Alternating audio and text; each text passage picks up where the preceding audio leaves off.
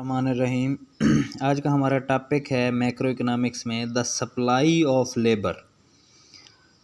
तो इसकी डिटेल में यही बताया गया है, the supply of labour is determined by the individual और the joint decision made by the members of family. कि जो सप्लाई ऑफ लेबर है वो उस शख्स का इनफरादी तयन करना होता है कि मैं कितना काम करूं, या उसके फैमिली मेंबर्स की तरफ से तयन करना होता है। In deciding how much hours to work, an individual or the family or worker should compare the benefit and cost of working in order to maximum level of the satisfaction or utility। कि एक फ़र्द ने ये फ़ैसला करना होता है कि वो फ़ैसला कब करता है, वो कास्ट और बेनिफिट को देख के करता है, और कास्ट और बेनिफिट का कंपैरिजन करता है कि मुझे कितना काम करना है और कुछ मुझे कितना लेयर में जाना है, ताकि वो उसका यूटिलिटी जो है वो क्या हो, मैक्सिमम हो। अब इसमें डिटेल उसने मज़ीद बताई है कि बेनिफिट का मतलब क्या है। कि बेनिफिट का मतलब है वो काम करेगा तो उसको क्या मिलेंगे, इनकम आएगी, और इनकम से वो क्या है, गुड्स एंड सर्विसेज ख़रीद सकेगा।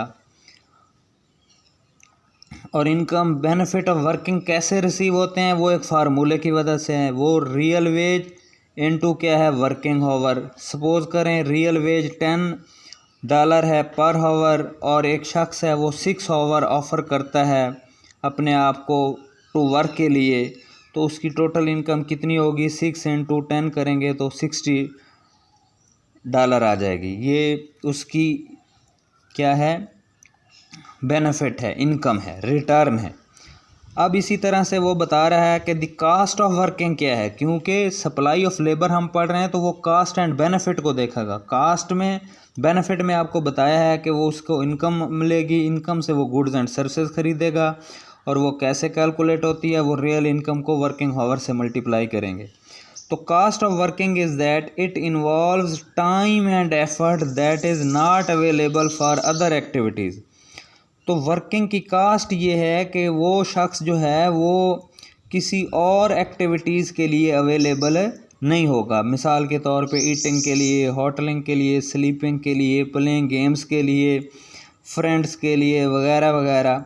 तो यही तो मेन उसने फ़ैसला करना है कि वो क्या वो काम करे या ना करे। क्या काम करेगा तो पैसे आएंगे, अगर काम नहीं करेगा तो वो जो है उसी टाइम को दूसरे लेयर में स्पेंड करेगा। लेयर में क्या है, होटलिंग कर सकता है, प्लेइंग कर सकता है, वगैरह वगैरह।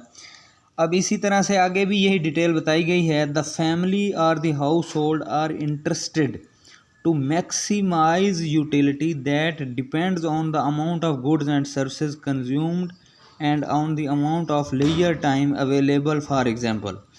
तो वही जो उसने यूटिलिटी को मैक्सिमम करना है, तो यूटिलिटी दो चीज़ों के ऊपर डिपेंड कर रही होगी, इनकम के ऊपर और लेयर के ऊपर।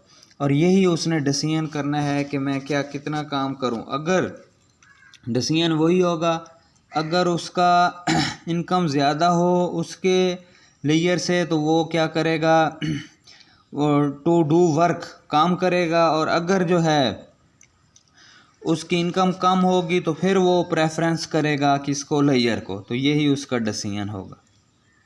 तो ये इस तरह से आज हमने पढ़ा है सप्लाई ऑफ लेबर।